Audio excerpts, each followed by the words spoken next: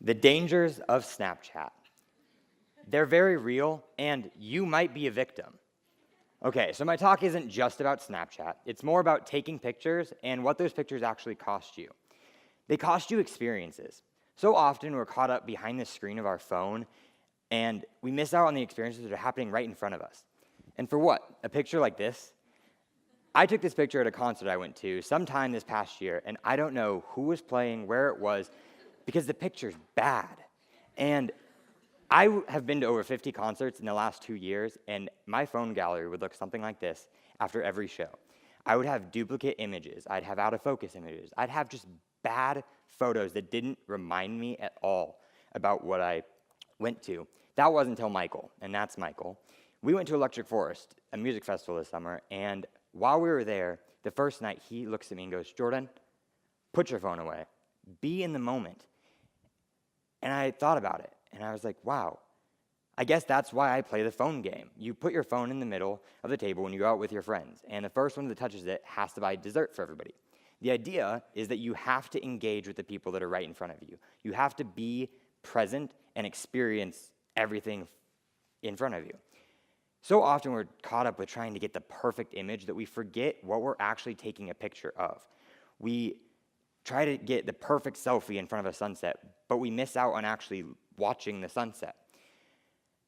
I thought about this while I was at Electric Forest, and I realized how often I was reaching for my phone and my GoPro, and I made a conscious effort to try and only take out my phone when I knew that there was a photo to be taken.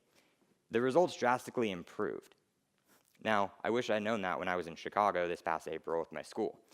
While at Midway Station, I pulled out my camera from my camera bag, set my camera bag down on a bench, and started shooting. Now, my teacher, thinking that the train was about to leave, starts running, and all my friends start running. And so then I start running. I completely left or forgot about my camera bag that had $700 worth of equipment in it sitting on that bench when I got onto the train. Luckily, I got it back, but it just showed how consumed we can get when we're caught up with trying to get as many photos as we can. And it showed me that I need to step back from the camera and think about what I'm doing. So fast forward to after Electric Forest, I started thinking more about composing my photos, and I started thinking more about capturing memories that are lasting. So this is a photo taken at an Odessa concert at Red Rocks Amphitheater in Colorado. This is a photo that I took while on a hike with my dad a couple days before I left for Arizona. I couldn't just randomly shoot this photo. I had to think about it and compose it. I couldn't just sit there and click, click, click, click, click, and capture this photo. The issue was that I was still going out with the mentality that I would click, click, click, click, click, and come up with a good photo. I wasn't thinking about going out and carefully shooting a bunch of things and then getting a bunch of really good photos. I was thinking, let me go out, shoot 200 photos, and maybe I'll get a good one. That wasn't until Haley. That's Haley. We hiked a mountain a while ago, and she brought her camera, took it out, snapped a couple photos, and then put her camera away. It was an amazing sunset, so I was really confused until I took this photo.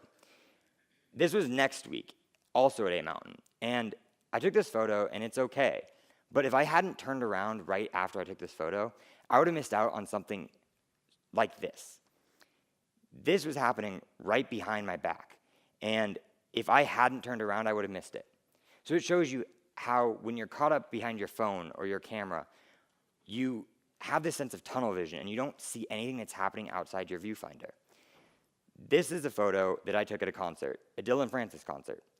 The song that was playing was Love in the Middle of a Firefight. The reason I know that is because this is one of 6 photos I took the entire night.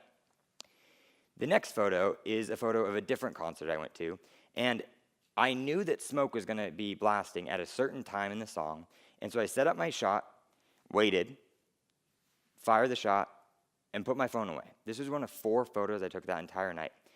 And I'd say that these photos are significantly better than the one that I first showed you.